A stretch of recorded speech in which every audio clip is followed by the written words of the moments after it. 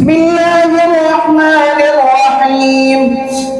وقالت اليهود ليست النصارى على شيء وقالت النصارى ليست اليهود على شيء وهم يتلون الكتاب كذلك قال الذين لا يعلمون مثل قولهم فالله يحكم بينهم يوم القيامة فيما كانوا فيه يختلفون ومن أظلم ممن منع مساجد الله أن يذكر فيها اسمه وسعى في خرابها أولئك ما كان لهم أن يدخلوها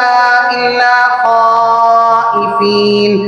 لهم في الدنيا خزي ولهم في الآخرة عذاب عظيم ولله المشرق والمغرب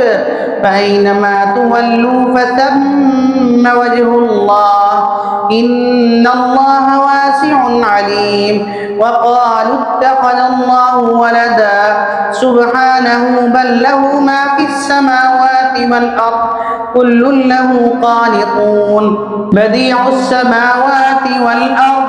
وإذا قضى أمرا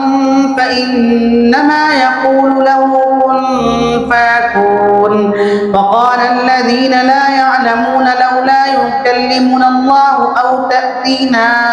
آية كذلك قال الذين من قبلهم مثل قولهم تشابهت قلوبهم قد بينا الآيات لقوم